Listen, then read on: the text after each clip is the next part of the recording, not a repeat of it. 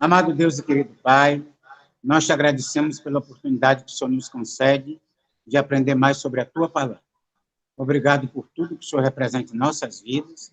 Nos abençoe no culto de hoje, em nome de Jesus. Amém.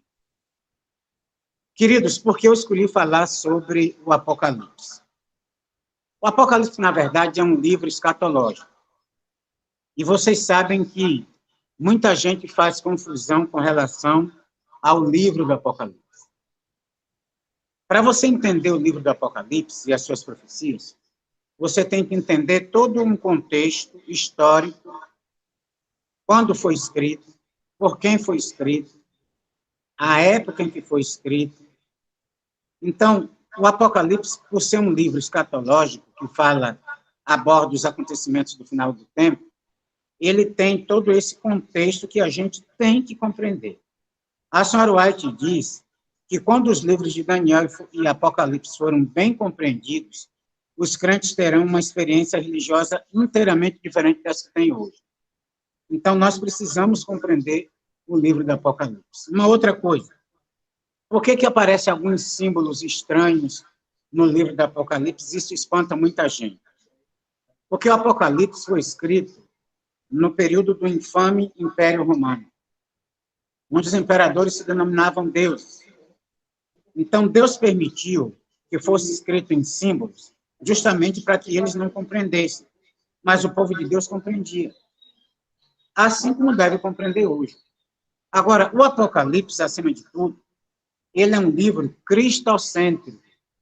Ao contrário do que muita gente pensa, o Apocalipse, do capítulo 1 até o último, fala de Jesus Cristo. Querem ver aqui? Vou dar só uma pequena visão aqui. Apocalipse 1:8 fala que Jesus é o alfa e o ômega. Alfa é a primeira letra do alfabeto grego, ômega a última letra, o que significa que Jesus é o princípio e o fim. Está lá Apocalipse 1:8.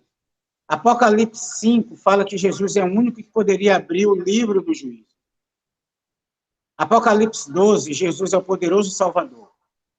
Apocalipse 14, ele é apresentado fazendo a colheita final. Apocalipse 15, triunfante, herói que recebe o louvor junto ao Pai. Apocalipse 19, ele é o noivo da igreja. Ainda no capítulo 19, o grande libertador montado num cavalo branco. Ainda no capítulo 19, Jesus é o majestoso Rei dos Reis, Senhor dos Senhores.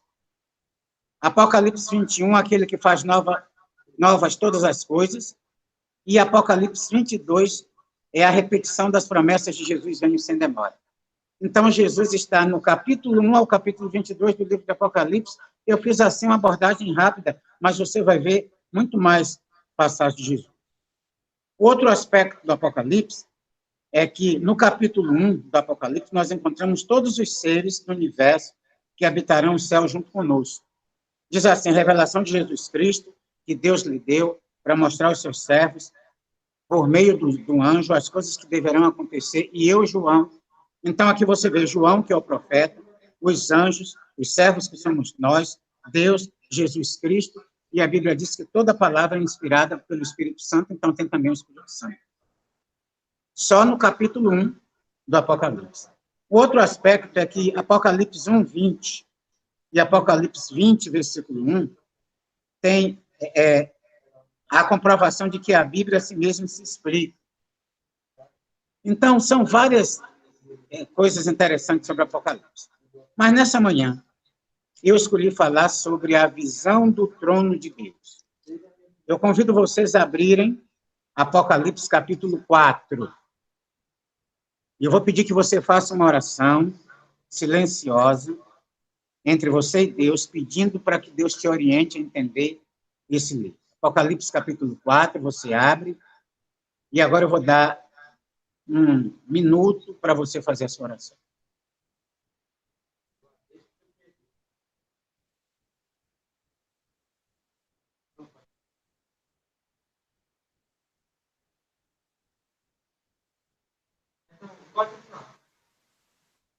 Você abriu aqui?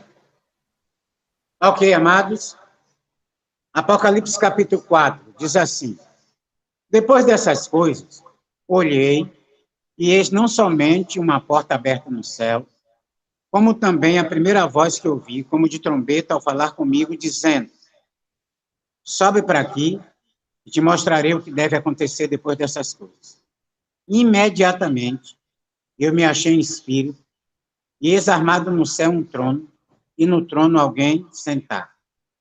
E esse que se acha sentado é semelhante no aspecto de pedra de jaspe e de sardônia, e ao redor do trono há um arco-íris semelhante ao pacto e esmeralda. Ao redor do trono há também 24 tronos, e assentado neles 24 anciãos, vestidos de branco, cujas cabeças estão coroas de ouro.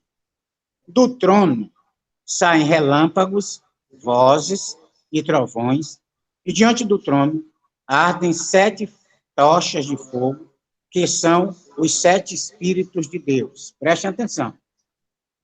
Há diante do trono um como que mar de vidro, semelhante ao cristal. Também no meio do trono e à volta do trono, 4 seres viventes, cheios de olhos por diante e por detrás. O primeiro ser vivente é igual, é semelhante ao leão. O segundo, semelhante ao novilho. O terceiro tem o rosto como de homem. E o quarto ser vivente é semelhante à águia voando no céu. E os 4 seres viventes, tendo cada um deles, respectivamente, 6 asas, estão cheias de olhos ao redor e por dentro, não tem descanso nem de dia nem de noite. E eles proclamam dizendo: Santo, Santo, Santo é o Senhor Deus, o Todo-Poderoso, aquele que era, que é e que há de vir. Quando esses seres viventes derem glória, honra e ações de graça ao que se encontra sentado no trono e ao que vive pelos séculos dos séculos, os 24 anciãos prostrar-se-ão diante daquele que se encontra sentado no trono. Amados, preste atenção, que coisa impressionante. O Templo de Salomão foi o edifício mais magnífico que o mundo já conheceu. Arquitetos modernos fizeram uma estimativa e chegaram à conclusão de que, se fosse construído nos dias atuais, custaria cerca de 120 bilhões de dólares para se reconstruir o Templo de Salomão. Aqui no capítulo 4 de Apocalipse, João vê não o Templo de Salomão, mas o mais sublime de todos os templos. Ele vê Jesus, vê o próprio Deus, e ele contemplou a morada do Rei do Universo, que é algo tão grandioso, tão sublime, que a gente não pode comparar nada neste mundo. Para vocês terem uma ideia, outros profetas bíblicos também tiveram o mesmo privilégio que João. Isaías disse no capítulo 6, eu vi o Senhor assentado sobre um alto e sublime trono. Vocês conhecem a passagem. Ezequias, ele afirmou, no 30º ano, do 5º dia, do 4º mês, eu tive visões do trono. Está lá em Ezequiel 1. Estevão, quando estava sendo apedrejado antes de morrer, ele diz assim, eis que vejo os céus abertos e o Filho do Homem em pé à destra de Deus. Agora, nenhuma dessas visões foi tão completa, tão sublime, tão significativa, tão escatológica como a que João viu. João teve a visão que não dá nem para o ser humano descrever. Porque imagine você, um ser humano pecador, agora ele ter a visão de Deus assentado no seu trono. Deixa eu só fazer uma ressalva aqui. Muita gente desconhece a existência de um santuário no céu. O livro de Hebreus, no capítulo 9, não vou dar o versículo agora para você não tirar a sua mente do contexto que eu quero passar. Hebreus 9 fala, ele descreve o trono de Deus. Então, há um trono. Aliás, quando Deus pede a Moisés construir o santuário, ele dá o modelo daquilo que já existia no céu. Então, no céu tem um santuário. E eu queria destacar aqui 5 coisas especiais para aplicar nossas vidas nos dias atuais. No versículo 1, entre outras coisas, João vê a porta do céu aberta. Aqui está registrado o primeiro grande desejo de Deus. Porque, olha, se você voltar, diz assim, capítulo 4, versículo 1, depois dessas coisas, olhei, e eis não somente uma porta aberta no céu, como também a primeira voz que eu vi, como voz de trombeta, dizendo comigo, sobe para aqui, eu vou te mostrar as coisas. O primeiro desejo de Deus é que você vá para o céu. E aqui está registrado o grande convite de Deus, a porta aberta. Deixa eu contar uma experiência para vocês para ilustrar isso aqui. Um jovem comportou ouviu falar de uma cidade de canavieiros, na época da colheita tinha muito dinheiro e ele queria ir lá vender livros. E ele se interessou por essa cidade. Ele saiu de uma capital, era Maceió, pegou o único ônibus que havia naquele horário, viajou para essa cidade, e quando ele chegou nessa cidade, já de madrugada, ele descobriu que a cidade era de canavieiros, mas era uma cidade pequena, não tinha hotel. Então ele ficou pensando, puxa vida, naquela época não tinha como pegar informações no YouTube e tal, e ele ficou procurando ali um hotel, não achou um hotel para dormir. Cidade muito pequena, ele foi na delegacia. E ele perguntou onde estava o delegado, falaram que o delegado não ia ali direto, o guarda do cárcere disse, olha, essa cidade não tem hotel. Ele disse, eu poderia dormir aqui na porta da delegacia? O guarda falou, de jeito nenhum, não permito. Então ele saiu, e tudo que ele encontrou naquela cidade foram 2 bares. Um bar estava aberto, alguns homens jogando sinuca, ele sentou ali, e recebeu convite de alguns para tomar bebida alcoólica, ele disse que não participava daquilo, era cristão. Aí perguntou que horas, então, passaria um ônibus para uma cidade mais próxima que tivesse um hotel. Falaram para ele que, naquela cidade, o carro era uma vez por dia, vindo de Maceió, e agora só no outro dia, no mesmo horário que ele chegou à noite. Resumo, naquela cidade pequena nem praça tinha. Ele passou a noite sentado no passeio, esperando o dia clarear para poder sair, para vender, e terminou que ele desistiu e foi para um outro local. Naquela cidade, nenhuma porta se abriu para aquele jovem. Eu estou contando uma história que aconteceu comigo há muitos anos atrás, quando eu era comportor. Eu saí de Maceió e fui para uma cidade chamada Major Isidoro. E ali eu passei a noite às claras, porque eu não encontrei hotel. Ao contrário dessa minha experiência, Deus já está, não com a porta de um hotel aberta, nem de uma pensão, mas com a porta do céu aberta para você. Nunca esqueça disso. Você só não vai entrar lá se você não aceitar o convite, mas a porta já está aberta para você. Mas eu quero analisar aqui outros aspectos. No versículo 3, João vê Cristo assentado e seu aspecto é descrito como uma pedra de jaspe. Entre as pedras preciosas, jaspe é a mais cristalina e resplandecente. E aqui está simbolizando o brilho e a santidade de Jesus Cristo. A Bíblia diz que nós somos a luz do mundo. Tal qual Jesus Cristo, nós devemos brilhar, nossa luz tem que brilhar. E se você for olhar, no finalzinho eu vou depois falar sobre outras pedras preciosas, mas a pedra de jaspe, aqueles... Agora eu chamo a atenção dos desbravadores, né, que são conhecedores de pedras preciosas, e aqui está o jaspe. Jaspe é uma pedra que brilha no escuro, brilha em qualquer lugar, e quanto mais você coloca a luz sobre ela, mais ela brilha. O desejo de Jesus Cristo é que você brilhe entre as trevas de pecado que é esse mundo. Como nós podemos fazer isso? Primeiro, dando testemunho, depois levando a luz da palavra de Deus, porque a própria Bíblia diz que luz para os meus pés é a tua palavra, lâmpada para os meus pés é a tua palavra. Então, a palavra de Deus é luz. E, ao mesmo tempo que você leva a palavra de Deus, que é luz, que é lâmpada, você também deve brilhar, fazer brilhar a sua luz. Mas no versículo 3 ainda, João faz menção também ao arco-íris.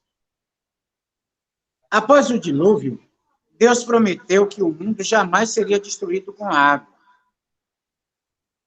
E aqui está o símbolo da fidelidade divina diante daquilo que ele promete. Agora, Eu pergunto, o que é que o arco-íris está fazendo aqui?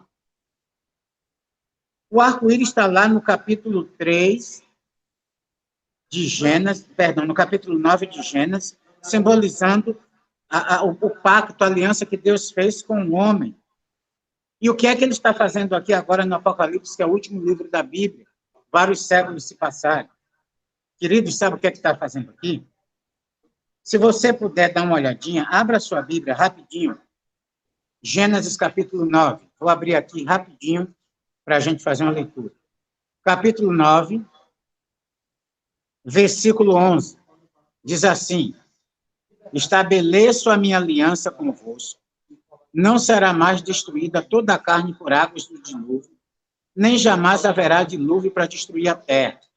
Disse Deus: esse é o sinal da minha aliança que faço entre mim e vós, e entre todos os seres viventes que estão convosco para a perpétua geração. Porei nas nuvens o meu arco, e será por sinal da aliança entre mim e a terra.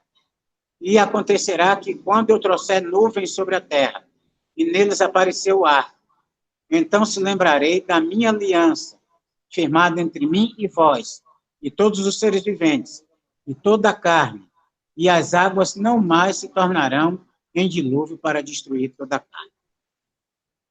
O que é que o arco-íris está fazendo aqui em Apocalipse? Sabe o que é que está fazendo? Aqui Deus está dizendo, da mesma forma que eu coloquei o arco-íris como sinal de aliança, e eu faço aparecer esse arco-íris toda vez que vier a chuva sobre a terra, a aliança que eu tenho com o meu povo jamais se quebrará. E não é uma aliança, essa aliança de Deus conosco tem vários itens. Lembra-te do dia do sábado para santificar.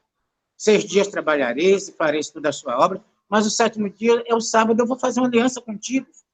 Fazei prova de mim, trazei todos os dias à casa do tesouro, para que haja mantimento na minha casa, e fazei prova de mim. Então, Deus tem uma aliança com o seu povo. Deixa eu contar uma experiência para vocês, interessante.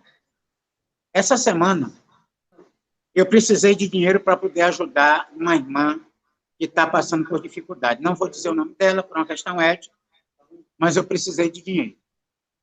E aí, eu liguei para uma tesoureira e pedi a ela esse dinheiro emprestado, até a associação me repor, a tesoureira me emprestou esse dinheiro.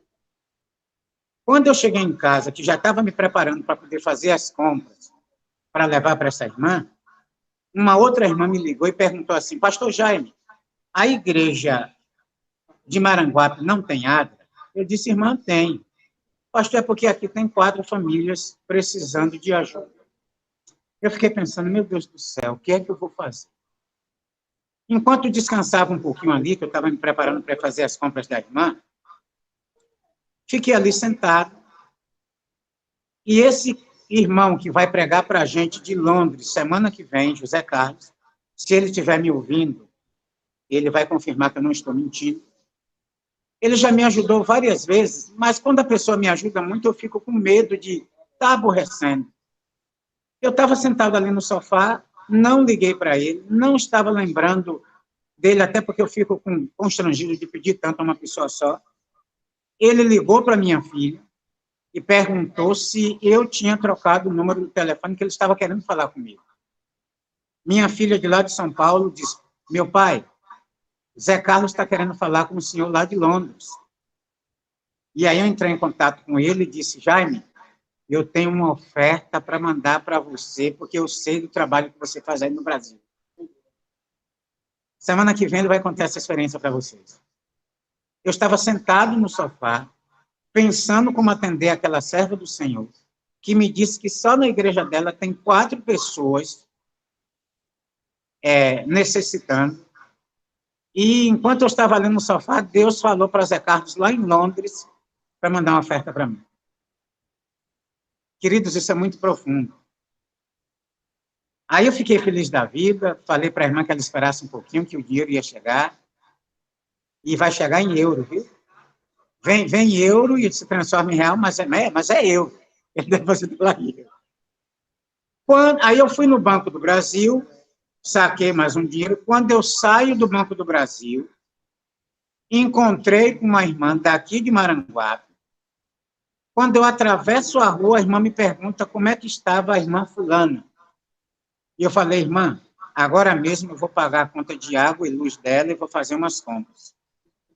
A irmã meteu a mão no bolso, me deu R$ 50 e disse, está aqui para ajudar. Eu não pedi ajuda à irmã, mas o Espírito Santo falou para ela. Aí eu completei as compras da irmã. Já inteirou um pouco para uma outra pessoa. Essa irmã deve estar me ouvindo agora, e ela sabe quem foi. Queridos, a aliança que Deus fez com o seu povo é assim, ó, traga todos os dízimos à casa do tesouro e depois faça prova de mim. Acontece que a gente não tem fé suficiente para ser fiel a Deus nos dízimos. A gente fica questionando. Ah, Senhor, mas a gente está enfrentando uma pandemia. Deus disse, faça prova de mim. E o arco-íris aparece aqui justamente Deus dizendo para você, eu fiz uma aliança com você. Ou você confia ou não confia, mas a aliança está aí.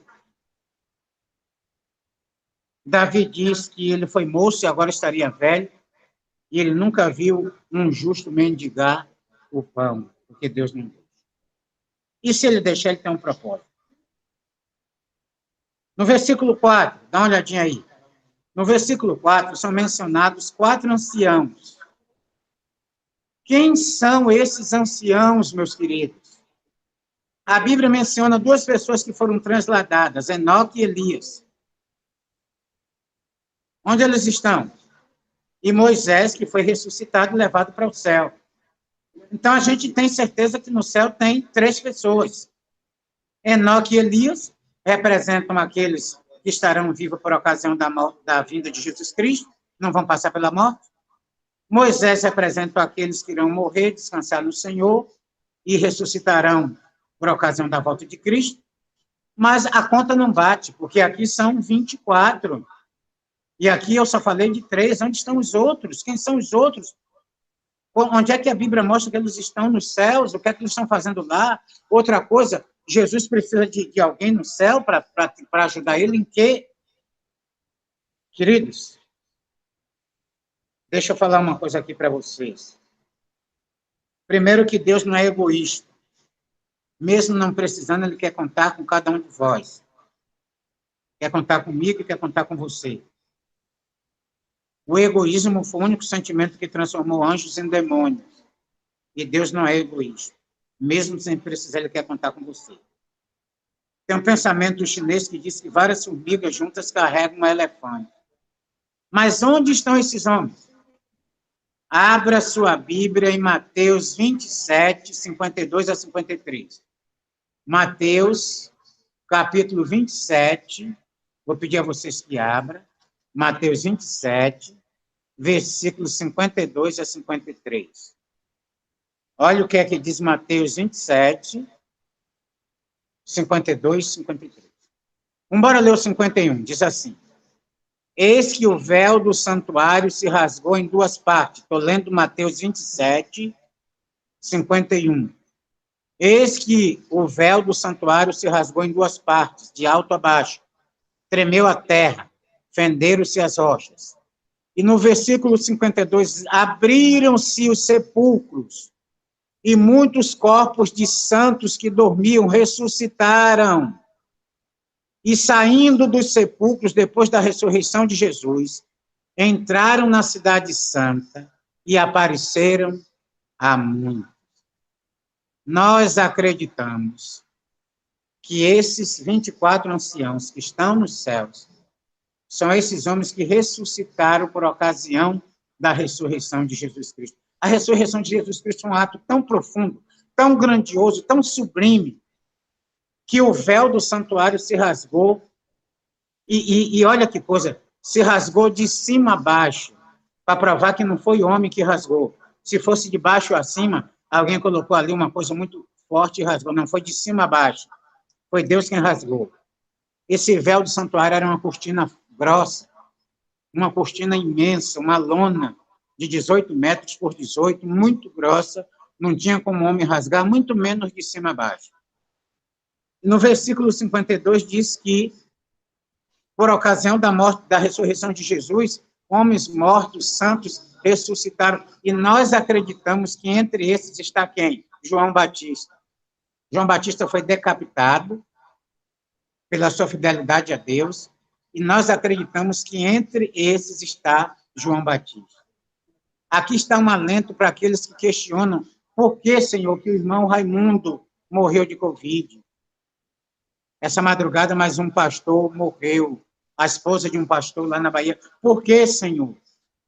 Porque a promessa de Jesus é: eu vou ressuscitar. Nunca esqueça disso. Mas, queridos, vamos agora para os versículos 6 e 7. Talvez sejam os mais enigmáticos que são mencionados 4 seres, que são o leão, o novilho, o terceiro é semelhante ao rosto de um homem, e, por fim, a águia. O que é que isso aqui simboliza? Queridos, eu li certa feita um livro intitulado Apocalipse para os Simples. O Apocalipse não é um livro simplório, mas ele é um livro simples. Quando você tem discernimento, você vê que as profecias são fáceis de entender. O leão, por ser o rei dos animais, representa a realeza de Cristo. O boi é um animal serviçal, e aqui simboliza a simplicidade, a servidão de Jesus Cristo. O homem representa aqui a encarnação de Jesus Cristo. O Verbo se fez carne e habitou entre nós. E a águia, a rapidez com que a palavra de Cristo deve ser pregada. É o desejo de Deus que um dia nós reinemos com Ele. Porém, antes nós devemos compreender que nós somos servos, nós somos humanos. Jesus é servo e se tornou humano. E que nós tenhamos pressa na pregação do Evangelho, que é santo. Amém? É isso que Deus está querendo trazer para a gente. Quero concluir com o versículo 3, voltando agora para o versículo 3. Diz assim, veja que foi mencionado o jaspe, né? Lembra que eu falei da pedra de jaspe? Seu significado. Agora, no versículo 3, notem que João menciona também uma outra pedra preciosa, que é a pedra de sardônio. O sardônio não tem o mesmo brilho, o mesmo valor do jaspe. E por que, então, João faz menção dele? E eu quero concluir com essa experiência aqui. Eu comportei muitos anos em Teófilo Otoni, uma cidade de Minas Gerais, que é conhecida como a capital da pedra preciosa. Foi ali que eu vi ao vivo sardônio, jaspe, foi ali que eu conheci algumas pedras preciosas. E tinham vários colegas meus, ali é uma cidade também de descendência alemã. E eu conheci um alemão chamado Valmor, o irmão Valmor Schutz. Ele era lapidador. Lapidador é aquele homem que pega a pedra bruta e ele lapida até deixar ela bonita, brilhante. E eu percebi que o irmão Valmor ele tinha um caixote, um lixo, onde ele estava lapidando a pedra e de vez em quando ele jogava a pedra e não prestava aquela pedra, ia para o lixo. Aquilo me deixava encucado. Certa feita eu fui perguntar para ele, irmão, essa é uma pedra preciosa. Por que que umas o senhor bota aqui, outras o senhor joga no lixo? Os alemães, quando estão trabalhando, eles não gostam muito de conversar. Eles são muito dados ao trabalho. E ele nunca me explicava. Eu ficava ali, mas um dia ele resolveu me explicar. Ele pediu que eu pegasse uma pedra ali no lixo, e eu peguei. E ele mandou que eu observasse aquela pedra, e eu observei, ele pediu que eu observasse uma outra que estava ali sobre a mesa. Eu comparei as duas, mas eu não vi nenhuma diferença. Mas ele me fez ver que na pedra que ia para o lixo tinha um fio preto, que eles chamam o cabelo da pedra, a pedra com cabelo. E ele disse, irmão Jaime, se eu insistir com essa pedra, ela vai quebrar o meio, pode ferir a minha mão, e ela não tem nenhum valor de mercado, então ela vai para o lixo. Mas essa outra pedra aqui, que é a mesma, o senhor vai ver que ela não tem o cabelo da pedra. Essa pedra aqui, ela vai ser lapidada, ela vai virar um anel de brilhante, ela vai para o Canadá, para os Estados Unidos, para a China, para a Índia. Mas essa daqui não tem nenhum valor comercial, então a gente joga fora. Eu vou gastar tempo, energia e posso cortar o meu dedo, ferir a minha mão. Mas, irmão, aquela pedra não serve para nada. Ela disse, só para os meninos brincarem e depois vai para o lixo. Eu tirei uma grande lição daquilo ali. Nós somos pedras que estamos sendo lapidadas. Nós somos preciosos aos olhos de Deus. Se Deus fosse aquele lapidador, como o irmão Valmor, e como Deus é o lapidador espiritual, aquela pedra que está ali no lixo sou eu. Eu não me atrevo a dizer que seja você, sou eu aquela pedra. E ele pega aquela pedra e ele transforma naquela pedra que está ali sobre a mesa, que, na visão de Deus, não vai para os Estados Unidos, nem para o Canadá, nem para a China, vai para o céu. Nós somos pedras preciosas. Abra sua Bíblia para concluir Apocalipse 21, 18 a 21. Apocalipse 21, 18 a 21. Só para a gente fazer uma conclusão com chave de ouro. Apocalipse 21, 18 a 21. Abriram? A estrutura da muralha é de jaspe. Aqui está falando sobre a cidade santa. Também a cidade é de ouro puro, semelhante ao vidro limpo. Os fundamentos da muralha da cidade estão adornados de todo tipo de pedras preciosas. O primeiro fundamento é de jaspe, o segundo é de safira, o terceiro é de calcedônia, o quarto é de esmeralda, o quinto é de sardônio, o sexto de sárdio, o sétimo de crisólito, o oitavo de berilo, o nono de topázio, o 10º de crisóstomo, um 10º de jacinto, o 12º de ametista. As 12 portas são 12 pérolas, e cada uma dessas portas de uma só pérola. Aqui está mencionado as pedras preciosas da qual você faz parte. Que Deus nos abençoe, que cada vez mais nós possamos compreender que a visão do trono de Deus é para mim e para você. Amém? Próxima pregação que eu farei aqui, vou continuar sobre o livro de Apocalipse. Mas semana que vem, nós teremos uma atividade especial, que é o irmão Zé Carlos. Vamos fazer a oração? José Carlos. José Teixeira. VC de Londres. Vê se ele está ao vivo, para ele dar uma luz especial. É isso mesmo, é isso mesmo. Eu vou fazer a oração, eu vou ver se José Carlos faz contato conosco de Londres, tá certo? Vamos orar. Amado Deus e querido Pai, nós te agradecemos por essa mensagem, mas, acima de tudo, pela tua palavra, que é especial. Permita que o livro do Apocalipse, Senhor, seja o desejo nosso de compreender mais sobre as profecias dos últimos tempos. Nos dê a tua graça, a tua misericórdia, em nome de Jesus. Amém.